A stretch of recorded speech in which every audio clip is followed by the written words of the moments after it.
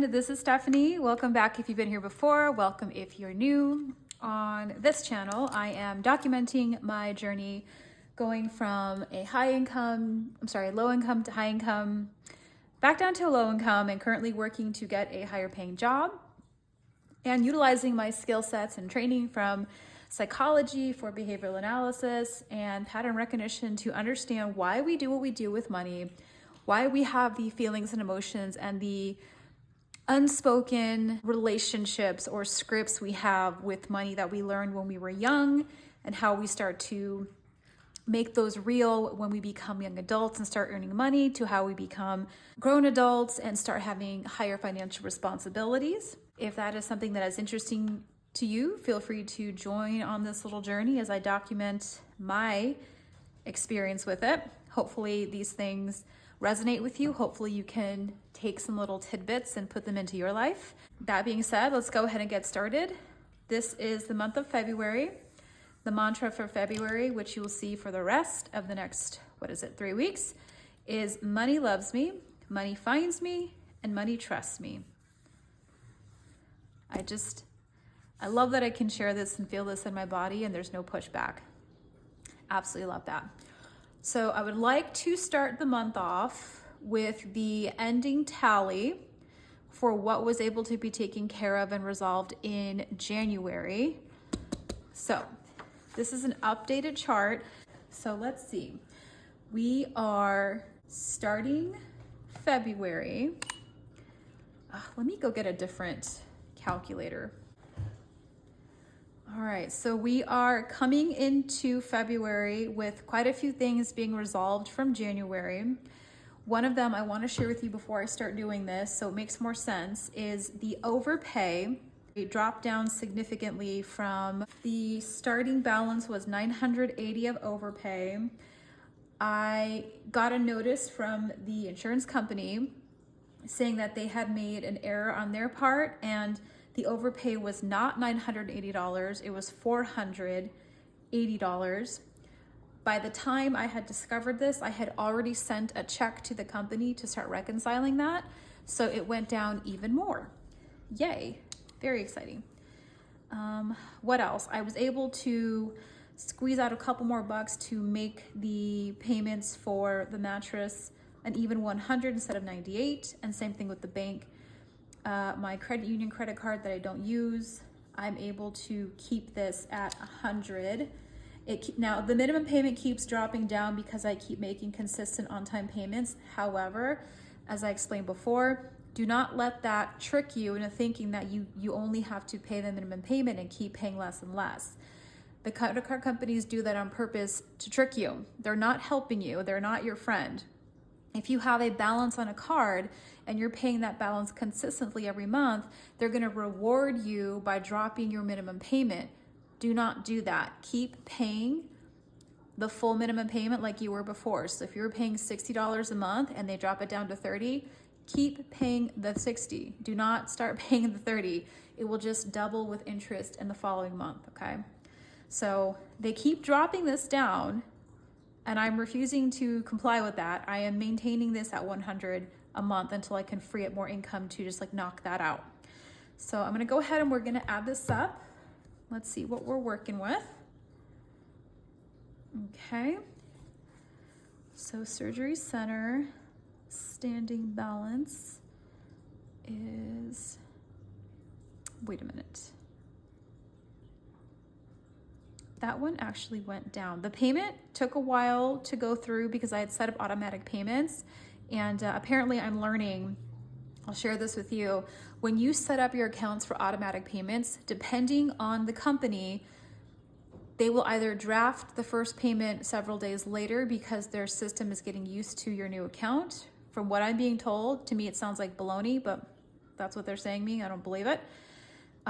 Or I'm also discovering that even though you're setting up automatic payments, for the first or second billing cycle, you will have to make a manual payment to avoid late fees because their system won't just automatically draft it.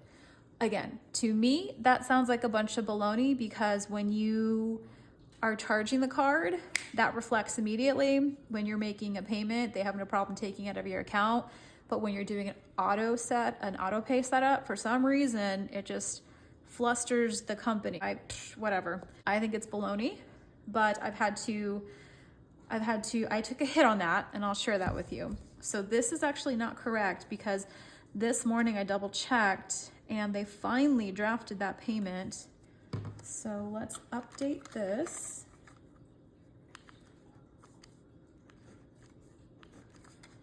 To 11:37. Okay, so everything else looks right. 11:37, 9:54 plus 21, 66, 46. It's 23:09. Now this is the exact same as it was in January, because I found out that even though I had set up automatic payments, in the beginning of January, it didn't pull until literally 2 days ago, and it's supposed to be due on the 25th of every month. Okay. Well, it didn't actually go through until the 31st of January, because when I called the company to verify why my payment had gone up, so like why the balance increased, because it's not supposed to, there's no interest. They told me that until 1 or 2 billing cycles, I have to make manual payments. Blah, blah, blah, whatever. At least they didn't charge me interest. When you have a balance transfer card, when you're doing a zero interest balance transfer on a card, that is one of the fine print details, that if you miss a payment, if you're late, they can retroactively stop the 0% interest program and make it a regular credit card where they charge you interest. I was very lucky that they did not do that. They just charged me a late fee. Fine, I'll pay it, but the late fee pretty much brought the balance back down to exactly what it was in January. So this one is basically the same, going into February the same, unfortunately. Okay. Plus 4,100, 1851.99, 63, 87, 9937.29. I am fuzzy on this. I'll explain that in a moment.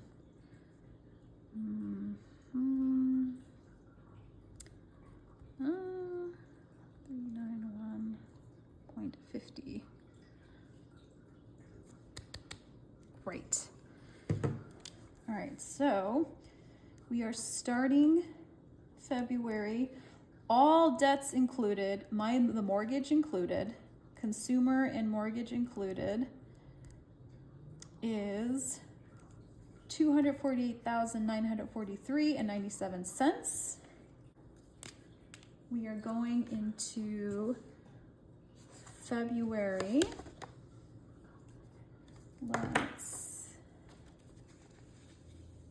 I'm gonna keep the January one as a baseline and just update monthly from here on out. February.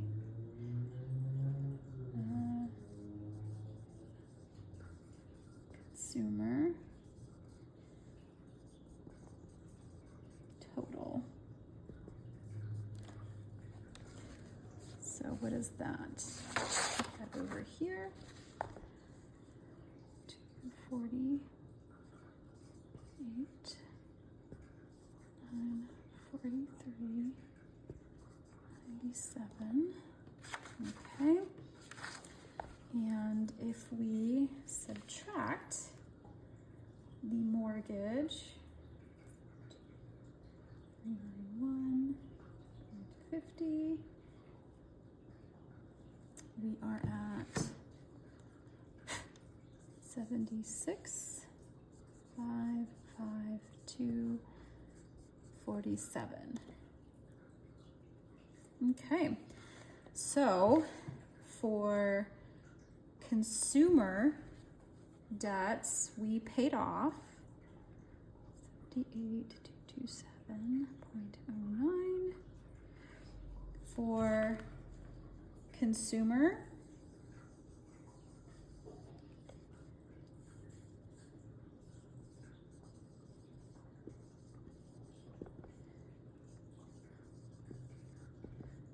consumer paid was $1,674.62.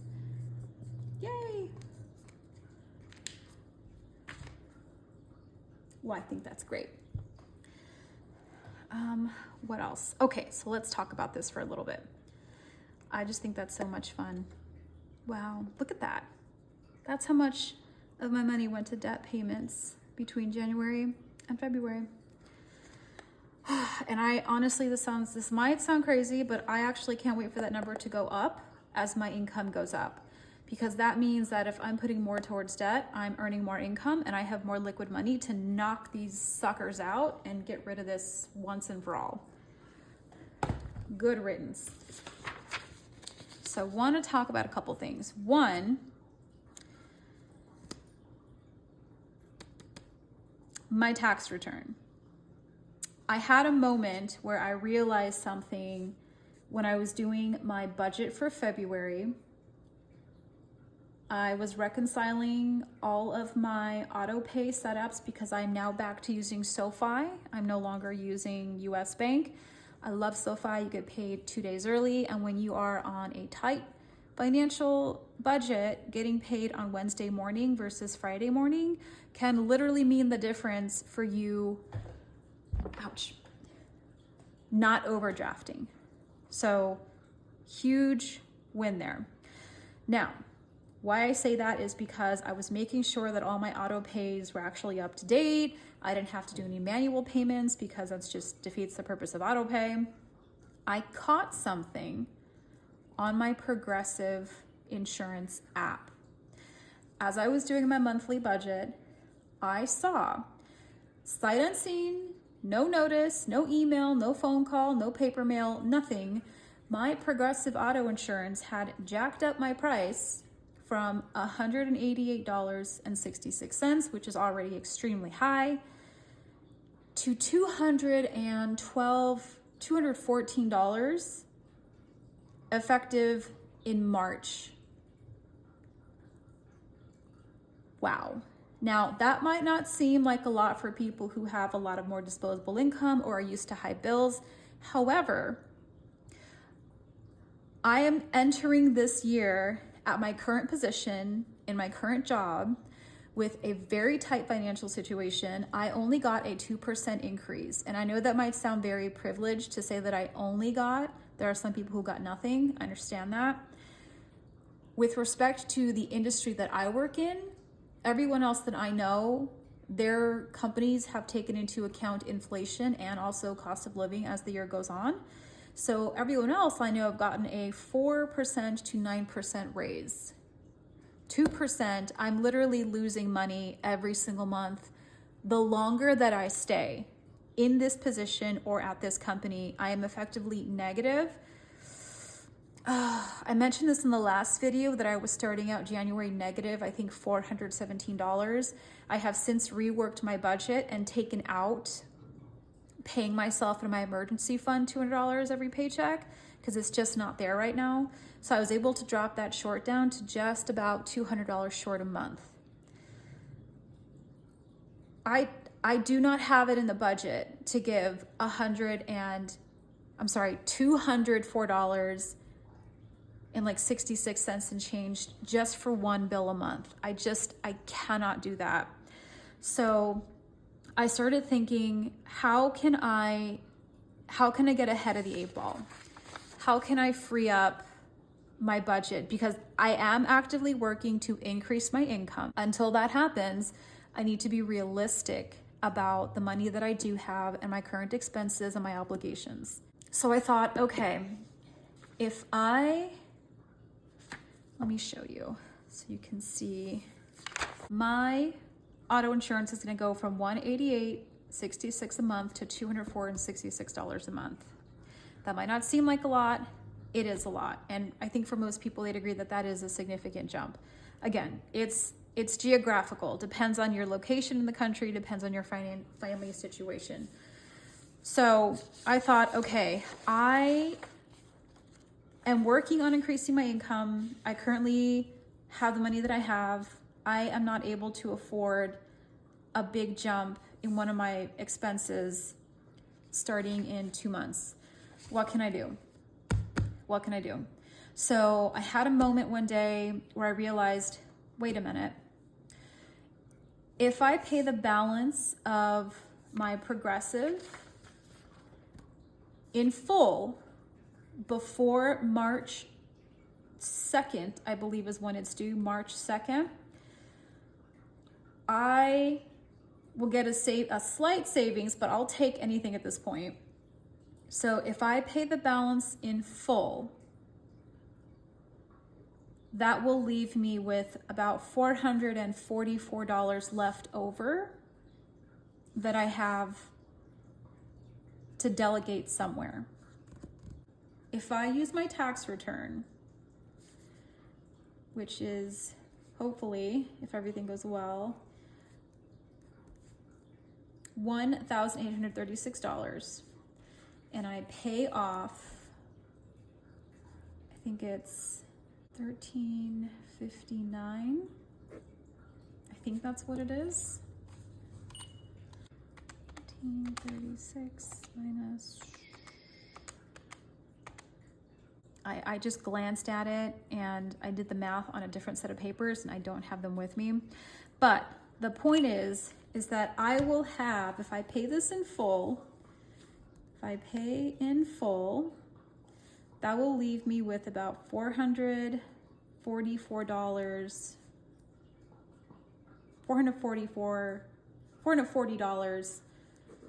of a balance. Okay. I thought, okay, if the lowest balance I have that has an interest rate attached to it is my Affirm, what I can do is I will put the remaining balance onto Affirm and drop that down from $1,851 to $1,411.99. And if I am strategic, if I can keep my Affirm monthly budget at $88.28 per month, plus the $204 for the next 6 months, I'll be able to knock this out and pay it off and free up some money and hopefully pay off the Amazon. If I can free up 2 debts,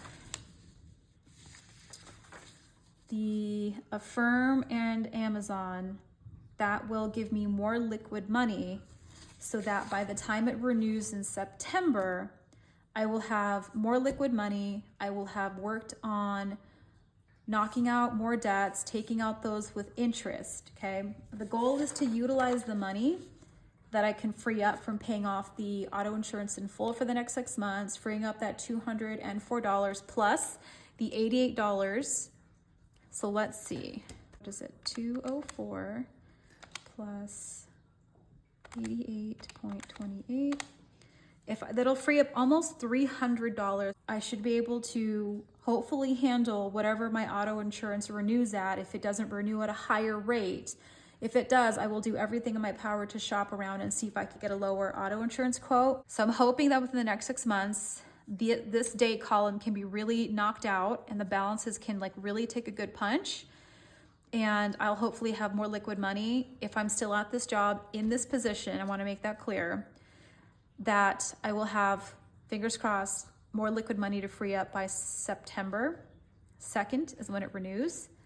Also, I am actively putting myself out there and making myself available for interviews and applying to positions, right?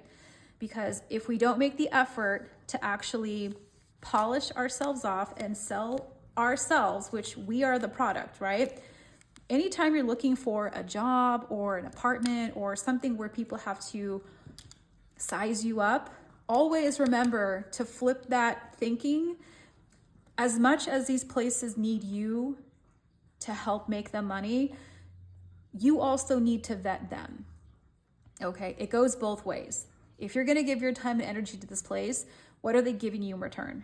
So I'm very hopeful that throughout the year, things will change financially for the better, that I'll be able to acquire a higher paying position. And then, oh God, let me tell you, when I went from low income to the hospital income, my financial situation changed within months. It was just I couldn't believe how much money I had left over at the end of the first month when I got my paycheck from there.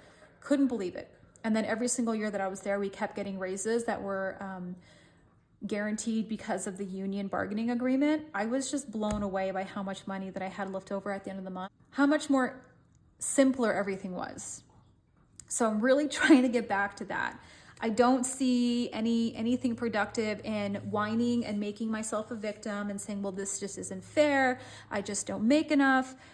I had to sit down and really ask myself, okay, how can I make the biggest impact in my debt and in my savings and in my and just in my life and helping my parents?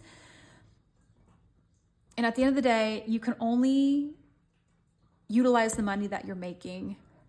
That's just the end of it. I know people don't like it when I say that because it takes effort to actually have to go out and get the thing that you don't have. You have to make yourself the type of person that has those habits and those skill sets that have that life that you don't currently have right now. And it takes effort. And it's so much easier to complain and play the victim card. And I get it. There are some situations where it is just the deck to stack against you. But if you don't try and you don't make an honest effort, then nothing changes. And you can use the power of compounding in your favor or use it against you. And so I recognized that my income was not going to work after my terrible review, my terrible raise. It wasn't even a review. It just showed up one day on my on my pay stub. And I'm like, wait, what is this? So I'm making the effort to better my financial situation, to increase my income, to really make a punch on these debts. Hopefully when we do the savings throughout the year, things will get better. So that is my plan. As of now, when I get my tax return, I'm going to utilize that to pay my insurance in full, free up the $204 a month plus the $88 a month, utilize that to pay off the rest of the Affirm balance and Discover 2, since those are the two cards with the highest interest rate. So Amazon is at 28.99% and Affirm is at 29.99, basically 30, basically 29. These are my two focuses right now. Is I'm going to free up the debts that have the highest interest, that will take the most money over time, and then we'll go from there. So that is what I have to share with you now. I hope that this inspires you. If you think that's a good idea for me to utilize my tax return to knock out my auto insurance in full for the next 6 months, let me know if you've done that, if it worked out in your favor. But other than that, I'm gonna go ahead and sign off and go give some attention to Squeaks because she's just staring at me bored out of her mind. And just remember, there are no small wins. You have value. The things you do, they matter. Don't make yourself small. Don't sell yourself short. If you want to have a better life, you've got to make the effort. Go after those skill sets and go after the things that you feel that, you know what, I deserve this and I'm going to work hard to get it. And I'm going to leverage and strategize and make sure that I can have those things. Have a wonderful day, and I will see you on the next video.